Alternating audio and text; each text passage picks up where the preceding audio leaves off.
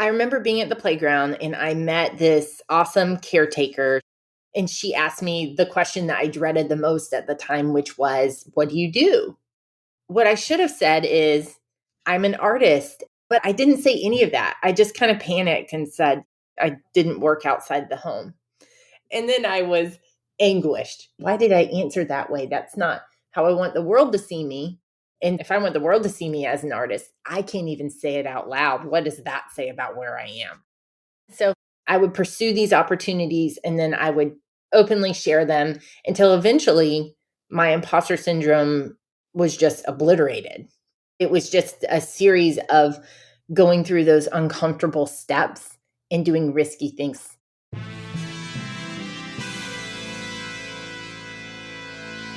Thomas Edison, Richard Branson, John F. Kennedy, Mozart, Michael Jordan, Will Smith.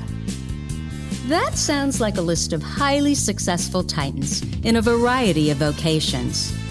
Why is it that we rarely hear that they have or had ADHD? And you know what we hear even less about? Serena Williams, Emma Watson, Mel Robbins, Whoopi Goldberg, Agatha Christie, Erin Brockovich, Cher. Yeah, the successful women navigating ADHD. And that's exactly why I started this podcast, ADHD for Smartass Women. I'm your host, Tracy Otsuka. I'm a lawyer, not a doctor, a lifelong student, now a coach. I'm also the creator of Your ADHD Brain is A-OK, a system that helps people like you figure out what they should do with their life. And we're here today to talk ADHD, your strengths, your symptoms, your workarounds, and how you proudly stand out instead of trying to fit in. I credit my ADHD for some of my greatest gifts. And you know what? I spy a happier life for you too. So without further ado, a shiny new episode is starting now. Hello, I am your host, Tracy Otsuka. Thank you so much for joining me here for episode 192 of ADHD for Smartass Women. I hope you'll subscribe to this podcast and our newsletter over at tracyotsuka.com. My purpose, as you know, is always to show you who you are and then inspire you to be it. And in the thousands of ADHD women that I've had the privilege of meeting, I've never met not one, that wasn't truly brilliant at something. So for all of these reasons, I am delighted to introduce you to Katie Hayes. Katie Hayes is an award-winning printmaker living in North Carolina. Diagnosed with severe ADHD as a young child, Katie was able to succeed in grade school with a combination of stimulant medication and physical exhaustion, sometimes playing 3 sports a day after school. Although she has been an artist her whole life, Katie did not study art in college. She struggled with imposter syndrome and worried about becoming a starving artist stereotype. After a career in higher education, Katie finally took a big leap and started New South Pattern House, her printmaking business, in 2019. 3 years later, Katie is not a starving artist. She's a thriving one. From her ADHD-friendly studio, Katie creates work that has been featured in magazines, public spaces, and galleries across her region and supports herself as a full-time artist. Katie credits her ability to hyperfocus and her extreme emotional energy with her current success. She is now convinced that ADHDers make the best entrepreneurs. Katie, did I get all that right? You sure did. I personally believe that all entrepreneurs are somewhere on the ADHD spectrum. Well, it depends. It depends what qualifies as an entrepreneur. I guess when I say that, I don't necessarily mean someone who opens the corner grocery store or the corner laundromat or a franchisee. But sometimes I think maybe that's not true. You know, maybe the desire to go out on your own. And I'm assuming even in those instances, there are things that you're going to do your way and you won't have to answer to anybody. But Katie, we've only just started and I've already gone off on a tangent. So welcome. And before we talk about what it is that you do, can we talk about your ADHD diagnoses first? Yes, sure thing. So I was diagnosed really, really early, actually, with ADHD. So from the time I was a young baby, it was clear that there was something really different about me. I struggled with transitions. I had major attachment issues. I had major sleep issues, and I was extremely hyperactive. So the first time a medical professional suggested to my parents that I might have ADHD, I was 2 years old, and my mom had taken me to a pediatric neurologist to talk about the sleep problems that I was having. And this neurologist was watching me sort of zoom around his office, and he said to my mom, you know, have you ever thought this kid is going to have ADHD? And my mom said, well, what's that? Is that where they're really hyper? And he said, yeah. And my mom just looked at him and said, do you think? And so his suggestion to my mom at the time was, you need to move to a school district that has really good special ed programs, because no teacher is going to put up with that in the classroom. And my wait a mom, minute. You are 2 years old? yeah. Oi, And well, number one, I want to take my hat off. Was it a he? yeah. I want to take my hat off to him that number one, he thought that a girl can have ADHD. Yeah. But, oh my gosh, special ed because nobody's going to put up with you and you're only 2? Exactly. Did it scare your mom? She pushed back, actually. She said, well, I think this kid is really bright. She knows a lot of her letter sounds. She knows all these songs. I think she's only 2, but she seems pretty smart. And yeah, he just said, I think she'll fail academically. I think she'll fail socially. Essentially, she's just too different. Wow. Now, I am lucky. Everyone in my family has ADHD, it turns out. And my mom, as she was sort of trying to help her girls, I have an older sister and a younger sister, on this journey, became so interested in the medical process and supporting us that she actually went to medical school and is now a pediatrician that diagnoses ADHD. And oh my gosh, that's incredible. I love that story. I want her on the podcast too. I know, she's amazing. She talk about super energy and hyper focus. So when I was 4 years old and my big sister was 7, and she went to medical school. And then she had my little sister was a newborn when she was a pediatric resident. So my mom, survived all that. But in part, she was hyper focused on that because she loved her kids and she saw that we were needing different types of support. Right. And so, she kind of took what the specialist said and she was like, yeah, I think I'm going to go to medical school instead and figure out how to help my kids.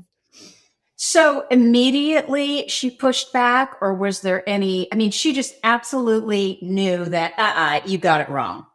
I think so. I think that my mom was always fiercely protective of us, and her approach to our ADHD was always it's not your fault, but it is your problem sort of approach.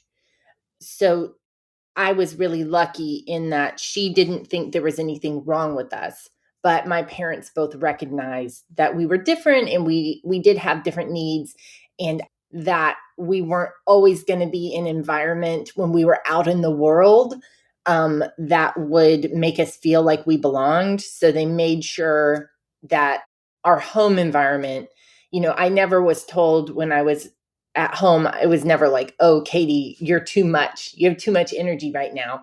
Now, there were definitely times they were like, hey, Katie, before bed, I want you to go run around the house 5 times. And they knew that made a difference. They did. Yeah, they did. So yeah, I was diagnosed at a really early age. I started. So can I ask you, how old were you when you were diagnosed? Was that when you were, I was in second grade when I went ahead and got my official diagnosis. And the reason why they always kind of knew that it was going to be part of my story. But my older sister, she's 3.5 years older than I am.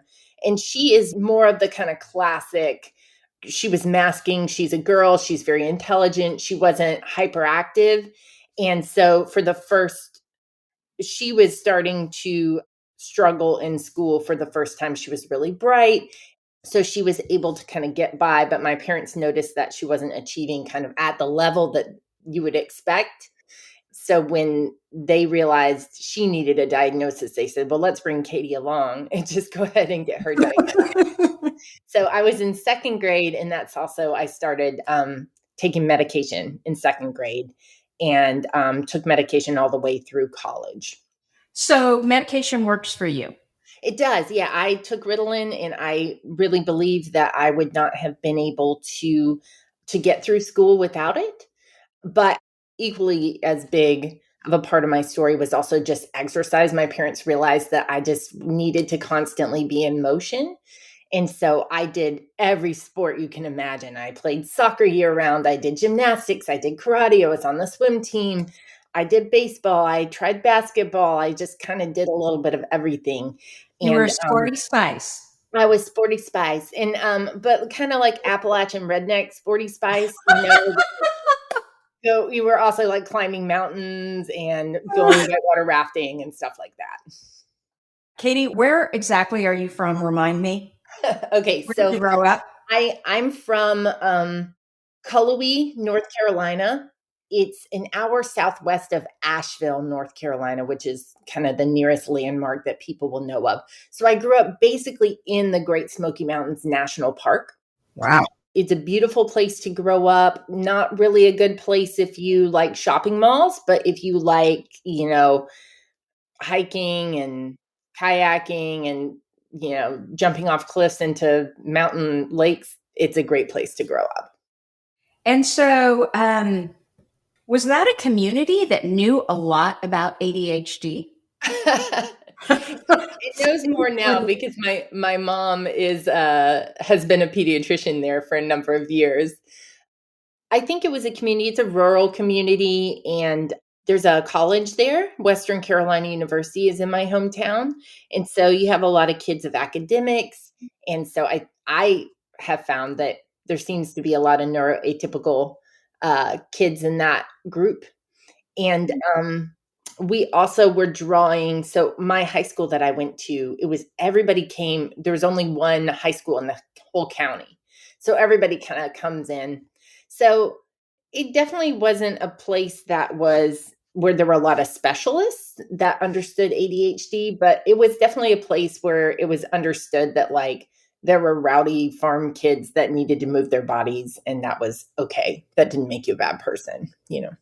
So the school system, they had services, or was it more, nope, you just need to, take your medication and make it work. And then at home, your mom was clearly doing more and more research.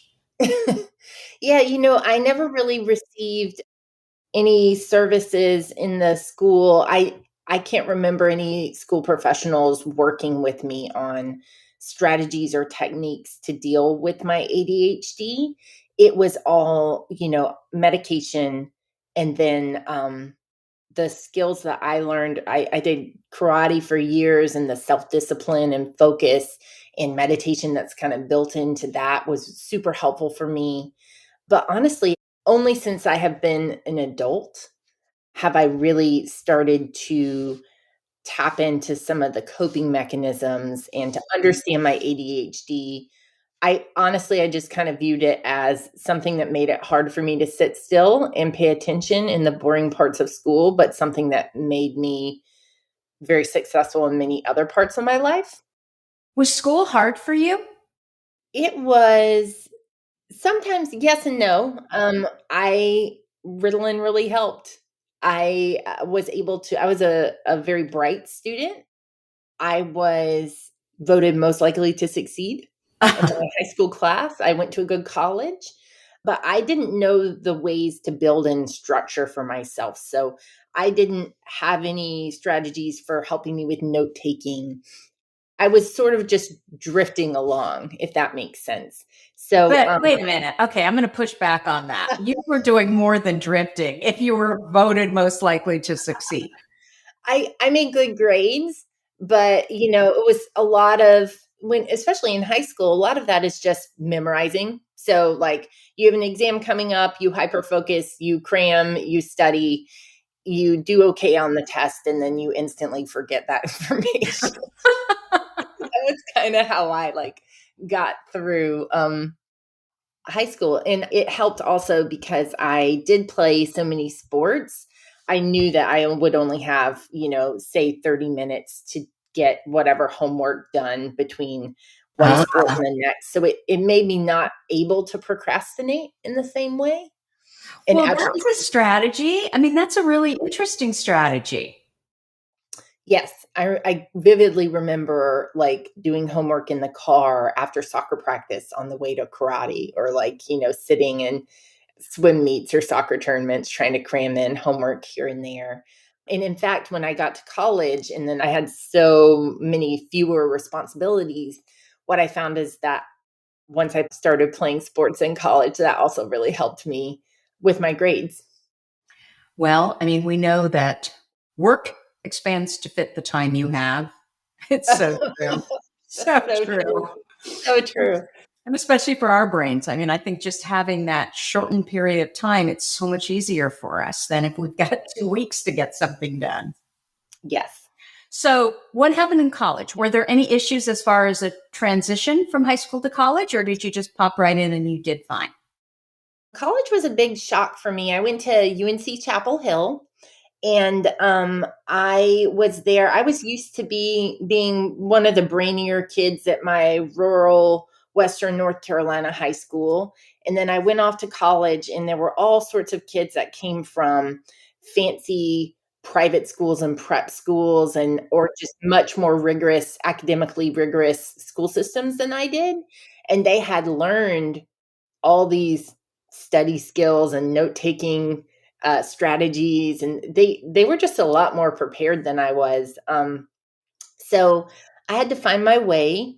I had several strategies. I never once registered for classes on time my entire time I was in college. So my semester always started with me sitting in on classes and then trying that I wanted, and then trying to convince the professors to let me into the class. Which again, Katie, can I point out what a good strategy that is? Because, right? Then you knew that, oh my gosh, I really want to get into this class. Yeah. And I'm sure if you have that sort of energy, the professor's going to do what they tend to hopefully get you in. Yeah, sometimes I did have professors tell me, maybe don't talk as much in class. Yeah, I had that kind of energy in college, I guess. So when you're sitting in a class and your professor asks a question and then they're just dying up there, no one is answering, it's just crickets, and then there's this uncomfortable silence. I cannot stand that. And so when I was in college, I would always break the silence.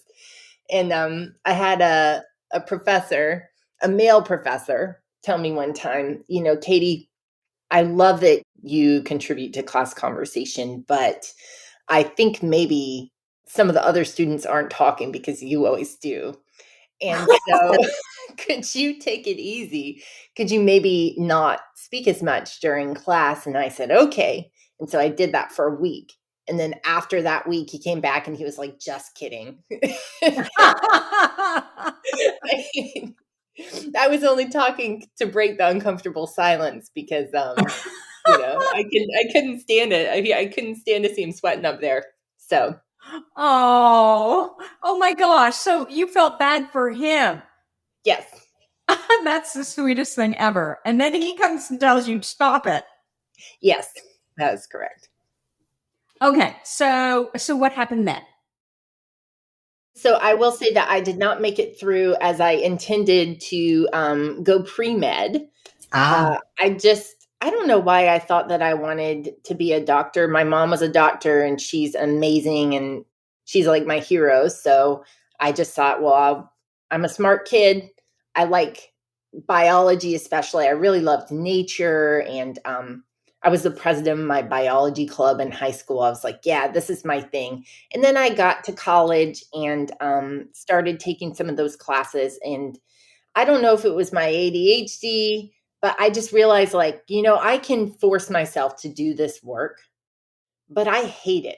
Just deep down, I'm not deep down interested. I'm not fascinated by chemistry. I'm not fascinated by some of these aspects of biology. I certainly am not fascinated by Calc 2.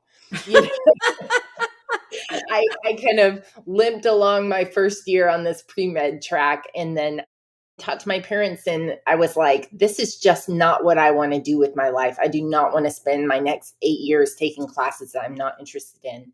And they were great. And their response was, you know what? Why don't you just take this approach? Just sign up for all the classes that interest you, right? And don't worry about what you're going to major in. We want you to just push forward with what interests you. And so I ended up with an English major and anthropology minor. So I'm duly unemployable. But you have great parents. Yes, but I do have great parents. And ultimately, oh my gosh, they were so right, because so I'm curious. So you're an artist now. Mm-hmm. How do your English and anthropology degrees help you? Oh my God. Here's what I feel. I feel that in every situation that you're in, every person that you meet, every job that you have, everything you study, there's something that you can extract from that you can take with you and grow from.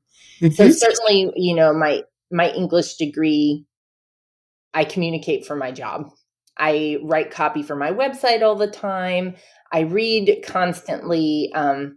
And I think communication is like a core skill that allows me to be successful as a business owner and also as a human. And then anthropology, those classes just taught me a lot about the world. I was kind of a bumpkin. I'm from Cullowhee, North Carolina. I had a pet pig and 3 neighbors named Verlin. I was. Wait, 3 neighbors named what? Verlin, yeah. Verlin? I've never even heard that name. Yeah. Is that a common name? On my street it is, Tracy. Verlin? Like kind of like vermin? No, like Merlin. Think of it like Merlin the wizard. I know. I'm joking. I'm joking. Yeah, so anthropology courses were like, I'd never heard words like globalization before. I had never I didn't know a lot about other cultures or global problems, or I love history, I love archaeology. And so all that kind of wrapped up and helped me form the worldview that I have, which definitely informs my business practices, when I'm making decisions about even like where I'm going to source materials from that I use for my mat board and my my packaging and stuff like that.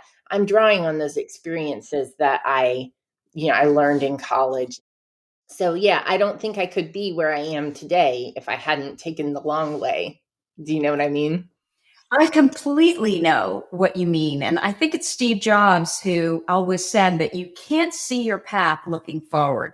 You can only see it looking backwards, and how all of your experiences and, of course, classes and people you meet, they all impact ultimately who you become. However, I think it's interesting that, you from the beginning had this strategy. I mean, maybe it wasn't on purpose, but you would go to classes, you would figure out what really excited you and lit you up. And so ultimately, that's how you chose your majors. And it makes sense to me how they now impact everything that you do. Maybe not directly, but certainly indirectly. Mm-hmm. So tell us about your art. Tell us about what you do. So I'm a printmaker and surface pattern designer. Printmaking is primarily the major part of my business. And for those folks who aren't familiar with relief printmaking, what I do is I make hand carved blocks. So I make a design, I transfer my design onto a carving surface, and then I carve away the negative space of my design. And what that leaves me with is a carving. It's raised up, and everything that you want to be in white has been carved away. Mhm. And then I take inks. So I roll inks out onto a plate in various colors, and I ink up the carving that I've just made. And then my paper goes down on top of that inked up carving.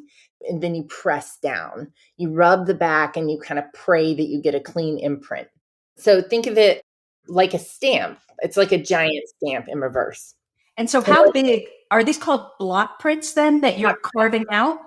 Mhm. How big are they typically? It depends. My smallest size that I make is 5x7 mini prints.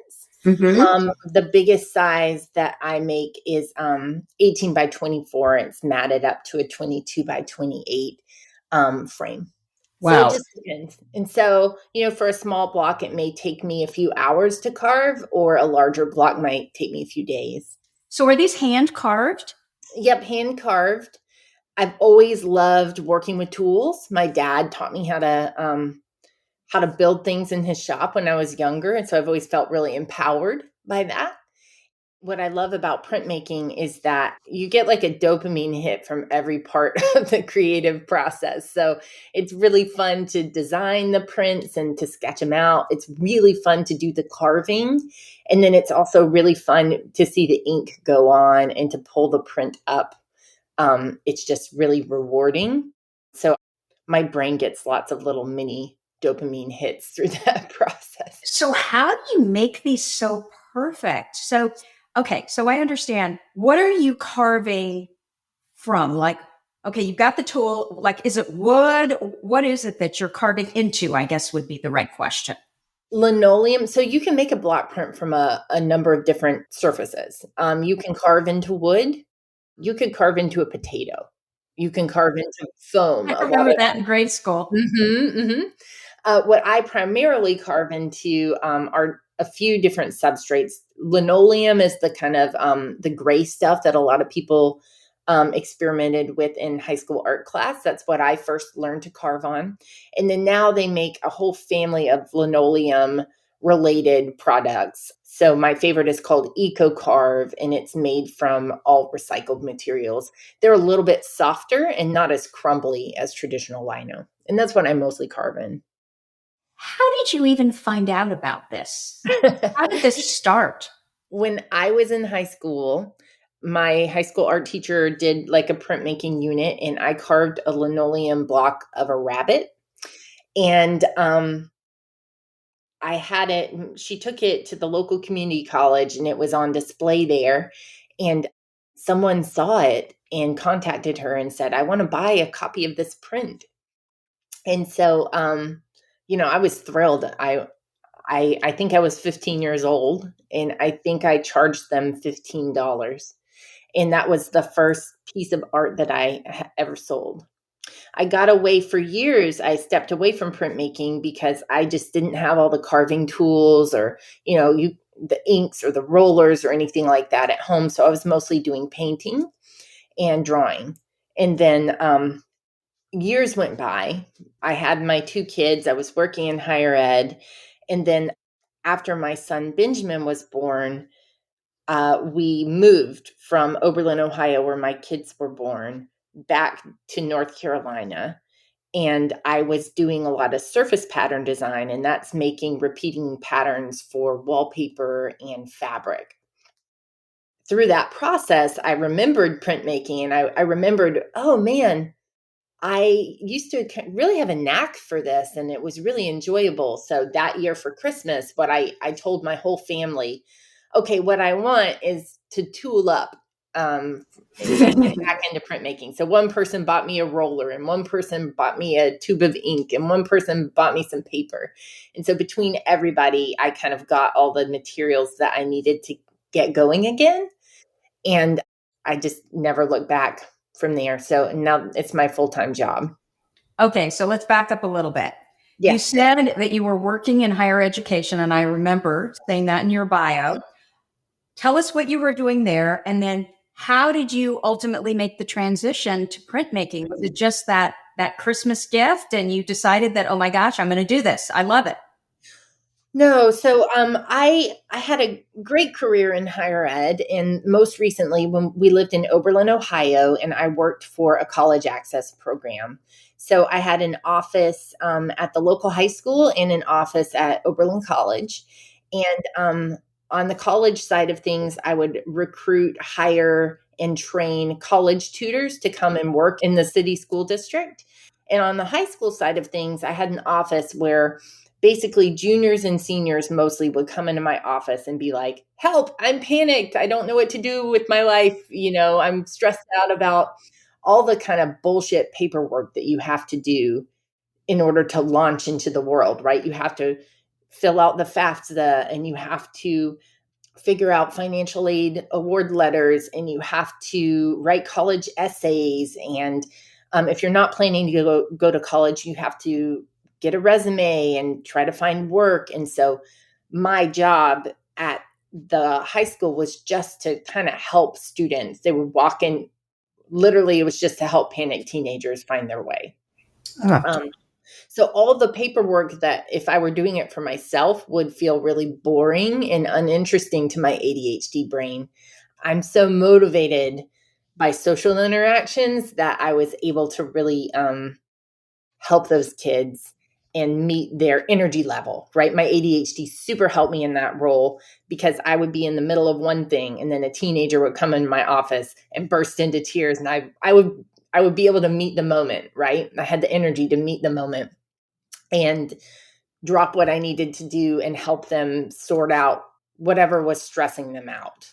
So it sounds like you really like that job. I loved that job, but there's also a lot more to me than, I put a lot of my other interests on the side because I did love that job. And I had this moment, the moment I knew I needed to leave higher ed was I was meeting with a parent, and I had just helped her son. We filed the FAFSA together, and I helped him with his college essays. And I met with this parent who is a friend of mine also. I knew her socially. And she said to me, Katie, it's really obvious to me that you are doing what you were meant to do on this earth, uh, in this job. And I kind of just froze. I didn't know what to say because that wasn't how I felt at all. And it made me think, like, you know what? If I don't leave now, I'm never going to leave. That's the kind of person you are, though. And just so our listeners know, I was telling Katie before she got on that I can just tell that everything she does really well.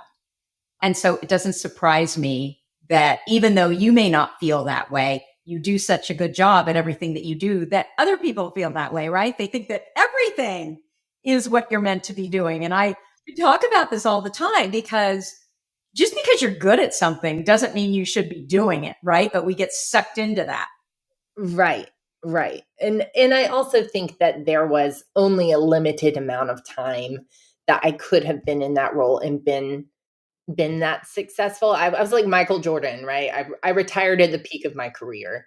Yeah. I was in this sweet spot where I was young enough that the students, I was like the cool aunt that they could confide in, but also was organized enough to be able to help them through it. And then, or at least they thought I was organized. They didn't know. And then to the parents, I was old enough that I had, authority that they would trust me to sit down with their tax documents and try to work out their financial futures. So it couldn't have lasted forever. And I knew that. And I knew that I was happy to give those years to the kids because I really did love them. But I also, there was a lot. I wasn't doing the thing I was best at. I was telling these kids, follow your dreams, do what you want to do with your life. But I wasn't doing that myself. But did you know at that time, what it was that you're meant to be doing? I didn't know exactly. I knew that I wanted to have a creative career. I knew that what I was best at in the world was making art prolifically. I settled on printmaking, but I experimented a lot with a lot of different things. I love to write. I play music. My husband and I played in a band for a little while. I just kind of tried everything. I tried designing t-shirts. I did, I got into the fabric and wallpaper design, which I still do. And now that is a great income stream for me. But I just kind of did that ADHD thing where I grasped around and I tried out making inlays for guitars and mandolins. And then I tried out writing knitting patterns, and I did it all until I kind of found my niche and found my place.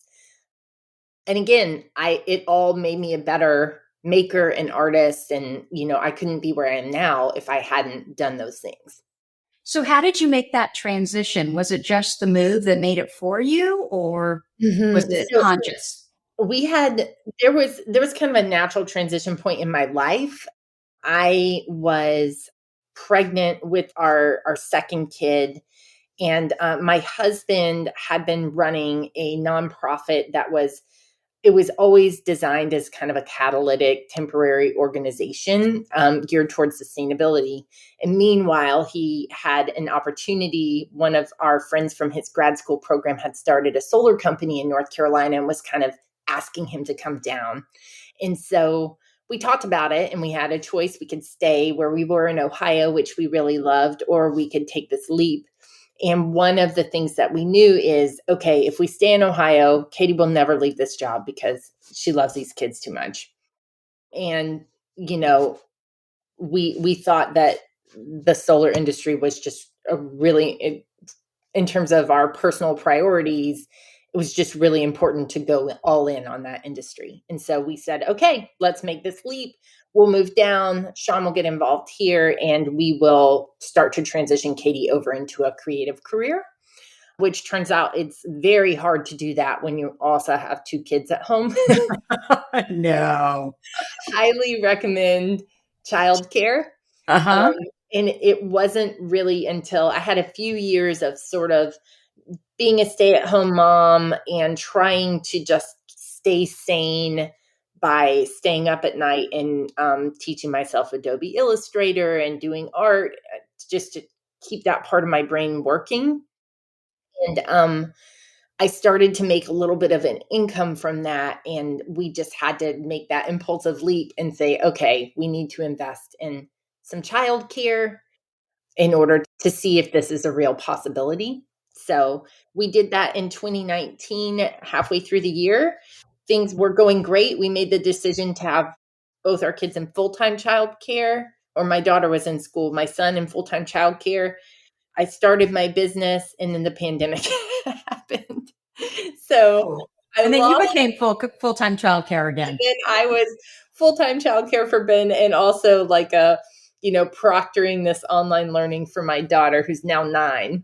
She was in first grade at the time. So that was, again, my ADHD got me through it because I had so much energy that I was able to give them what they needed during the day and then stay up at night and try to keep my business going. So I was able to actually grow my business a lot over the first year of the pandemic. I think that I got really lucky in that I make wall art. I make art for people's walls, and people were stuck at home staring at the walls that they had, for years. They've been like, I'm going to do something about the art on my wall. And then everybody was at home staring at the walls and saying, I'm finally going to do something about it. So my demand was going up, but I was still trying to keep things stable at home and start my business. And it was a really hard couple of years. And I don't think I could have done it without my intense energy levels. So can you tell us a little bit about your art, in that you have a very specific style? Yes. So I'm a specialist. I specialize in place-based design. And this is really intentional because I know myself, and I know that I can get off track. It's really hard with my art. I'm always having to ask myself, is this on brand for me? Is this a smart business decision, or is this a side quest? right? Yep. So the art that I make is all focused in the southeastern United States. So I gave myself limits, but it's big enough that I don't feel constrained, right? I'm not only illustrating herons, I'm illustrating anything southeastern United States, flora, fauna, cities, culture, that sort of thing. And what that allows me to do is I have that ADHD thing where I kind of follow my nose, right? But like in the mornings, I walk my dog. And the other morning, I walked my dog down by the creek and saw these adorable baby muskrats. And I'm snapping pictures. And I now I'm, don't even know what a muskrat is. I've oh, heard they're about so it. cute. They're so cute. It's like Oh. a tiny beaver, but with like, without the beaver tail. And they swim around in the water. They're so cute. Oh, Um, well, you're too young, but there was this ridiculous song, Captain and Tony Tennille, called Muskrat Love. And I always wondered, what the hell is a muskrat? Now I know. it's this cute little water animal, and then like I'm going out in my yard and I see a butterfly and a zinnia and I'm like, ooh, maybe I should do that instead. And it's all on brand for me. So I'm surrounded myself. I've built my brand around things that surround me so that when I follow my nose and I'm led to, daydream about this and that, it feels really cohesive. My work still feels really cohesive. Does that make sense?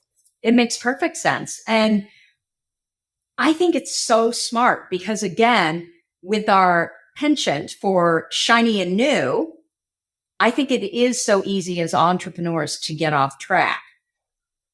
You have set boundaries up though. So you know that, okay, this is the container I'm going to stay within. You're doing something you absolutely love. And then you're doing it in an area that involves nature, right? Where you can go out and be constantly inspired just by being outside and walking around. Correct. Correct. And I also have an outlet with the surface design. I'm not as strict with myself when I'm making patterns for fabric. It's not as much of a time commitment.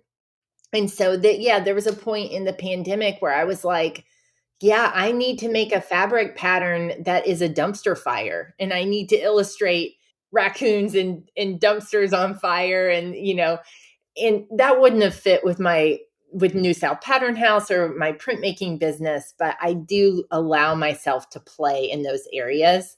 But I'm just constantly having to walk that line and saying, okay, what's a side quest that's going to derail my business? And what is a smart idea that's going to push my business forward?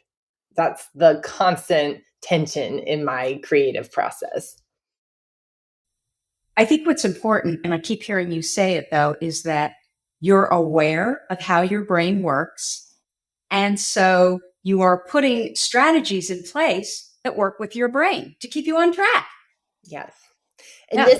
this, I think also that's what's been what you just said, Tracy, that's what's been the game changer for me.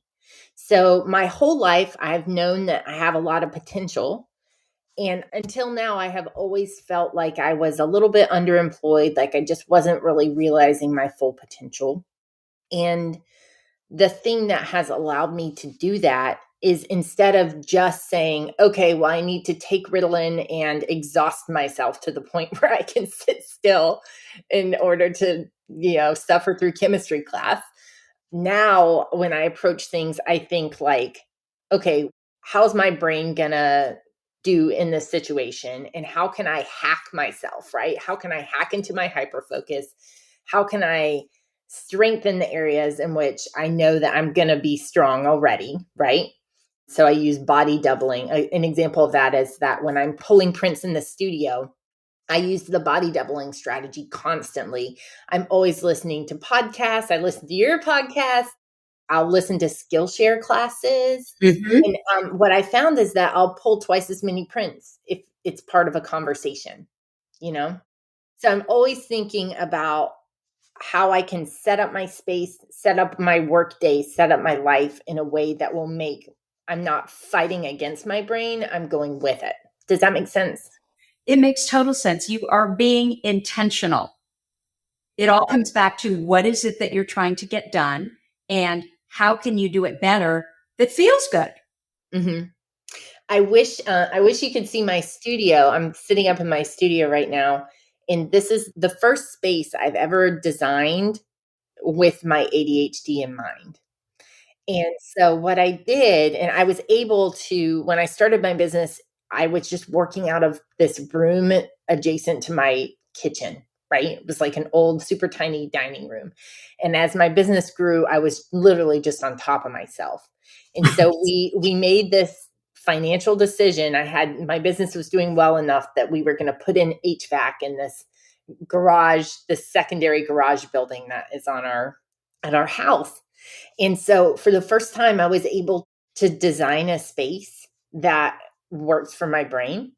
And so I have little stations set up. So I have a station specifically for where I pack prints.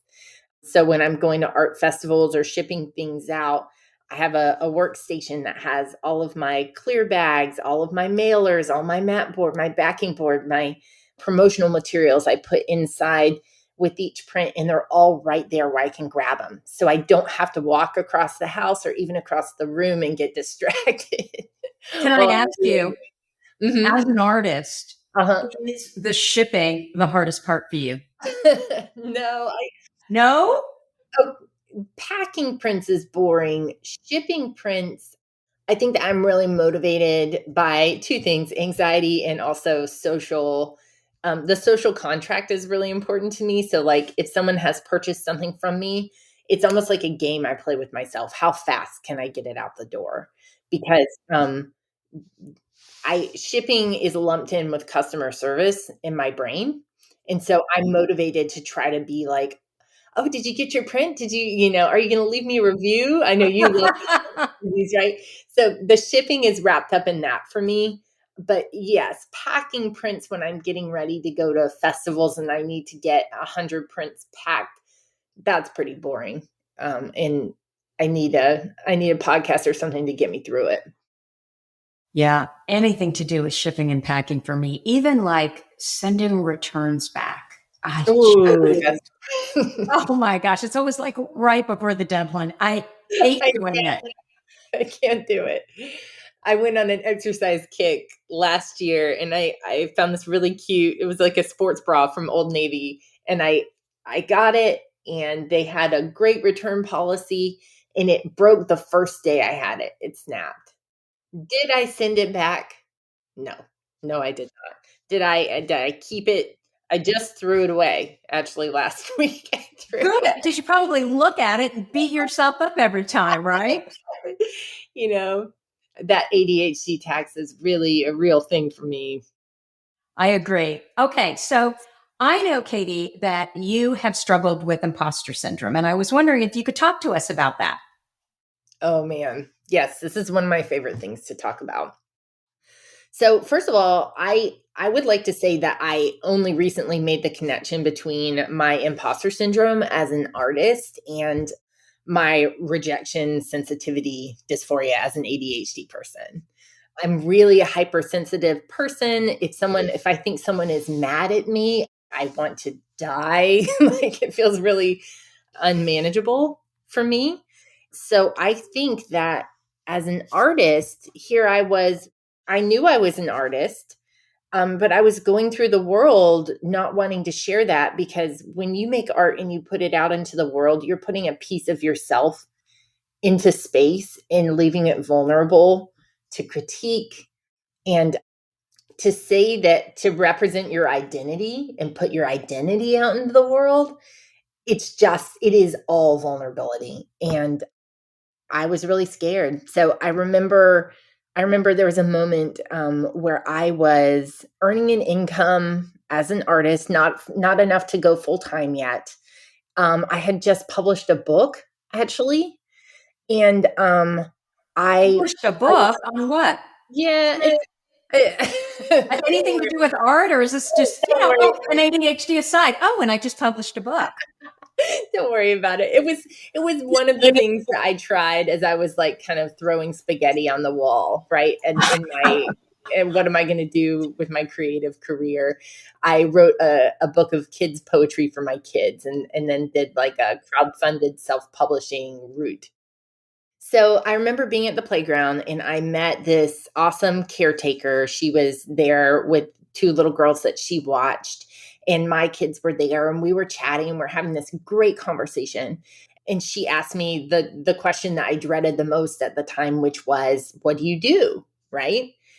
What I should have said is, "I'm an artist and I make patterns and do paintings." And I wasn't doing printmaking yet, but I was like professionally speaking at, local events and things like that. I didn't say any of that. I just kind of panicked and said, I didn't work outside the home. And then and then I was anguished, right? For the next like month, I'm just anguishing. Why did I answer that way? That's not how I want the world to see me. There's nothing wrong with being a full-time stay-at-home parent. That wasn't what I was trying to do, and that wasn't how I wanted the world to see me. And so if I want the world to see me as an artist, I can't even say it out loud. What does that say about where I am, right?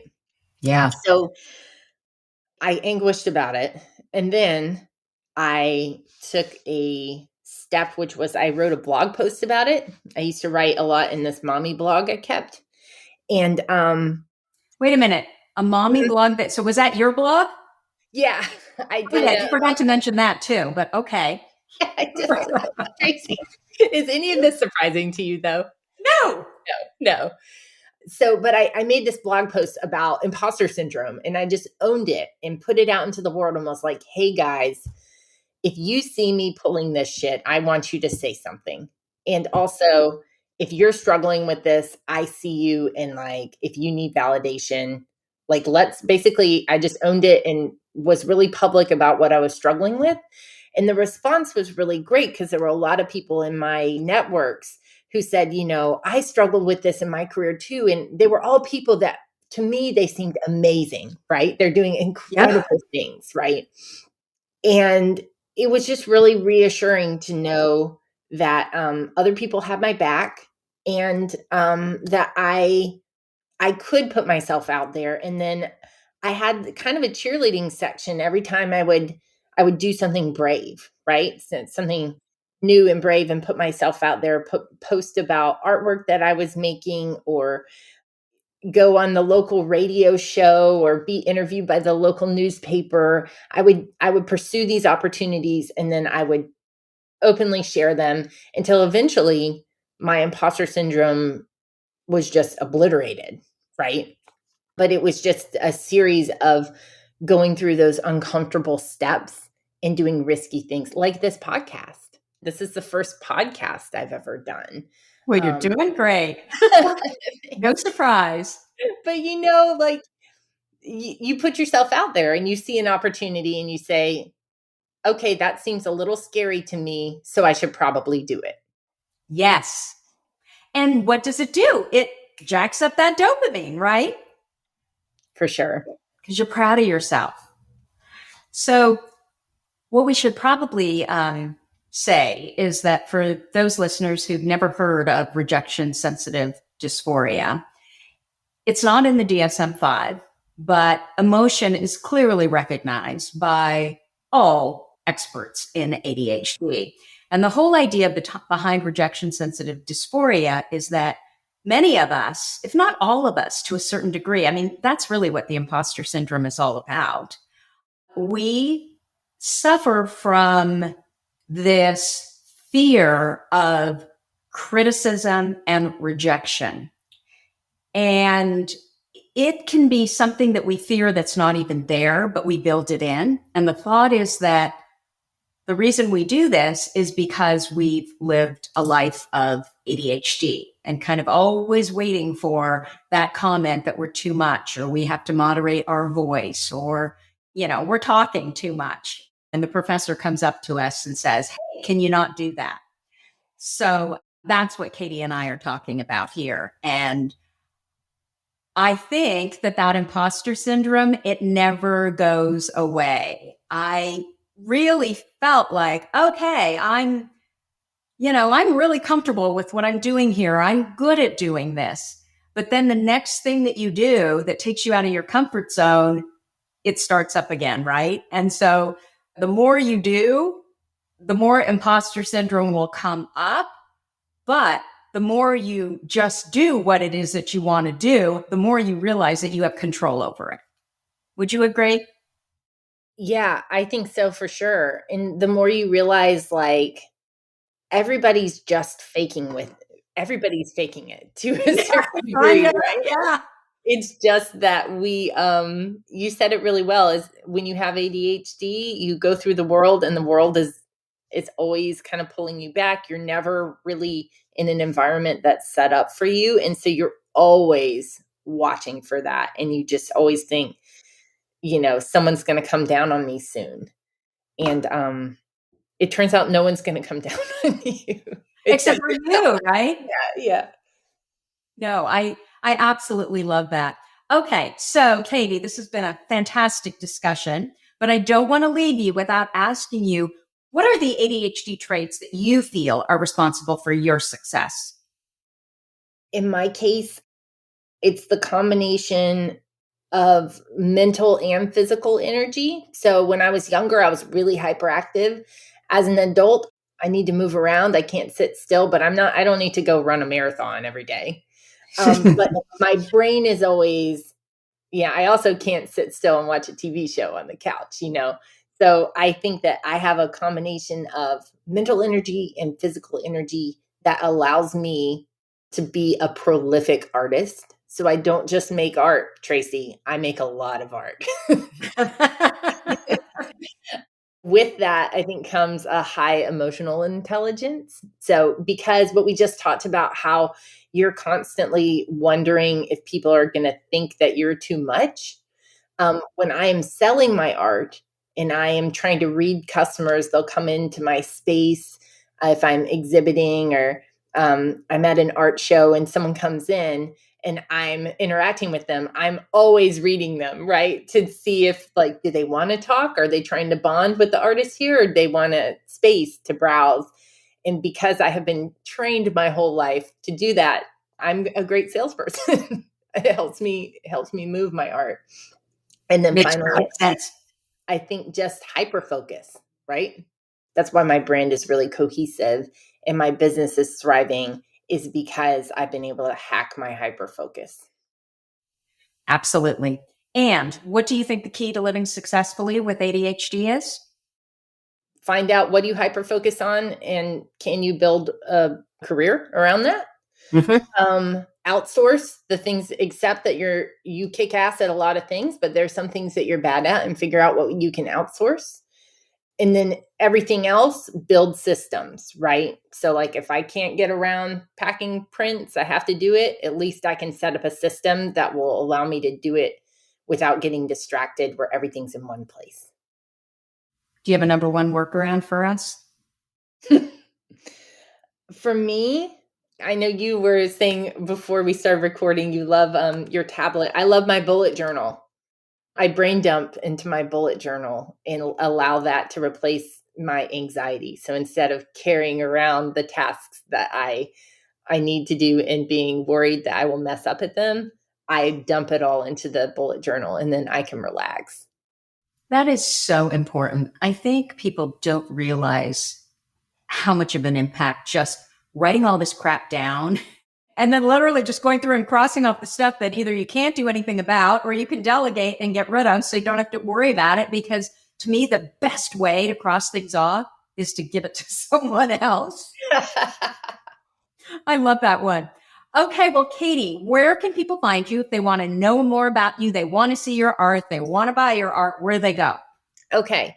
So if you want to buy my art, you can go to my website. It's www.newsouthpatternhouse.com. And if you want to see me making art, you can follow me on Instagram, and that's just at New South Pattern House. I post a lot of process videos, a lot of those great peel and reveal. Hopefully your eyeballs will rejoice when they see all the inking and peeling and revealing that is part of the artistic process. Well, Katie, everything you do so beautifully. So I love your Instagram feed. Anyway, thank you so much for spending time with us here. Tracy, you are amazing. Thank you for everything you do. I just want to say I'm so grateful to have a voice that's out there saying, we have ADHD and here's why it rules. Here's what's amazing about it, because, I don't think we hear that enough. So thank you for what you do. Thank you. So that's what I have for you for this week. If you like this episode with Katie, please let us know by leaving a review. Our goal is to change the conversation around ADHD, helping as many women as we possibly can learn how their ADHD brains work so that they too may discover their amazing strengths. As always, you're listening to ADHD for Smartass Women. Come join me over at tracyotsuka.com. Thank you so much for listening, and I'll see you here next week. You've been listening to the ADHD for Smartass Women podcast. I'm your host, Tracy Otsuka, and we're available on iTunes, Stitcher, Spotify, and Google Podcasts. Not coincidentally, ADHD for Smartass Women, it's also the name of our free Facebook group. We're a totally smartass community of successful, ambitious women who share our ADHD wins, questions, and workarounds. Join us at tracyotsuka.com, where you can also find more information on our Your ADHD Brain is A-OK system. I spy a happier life for us, and I'll see you again next week.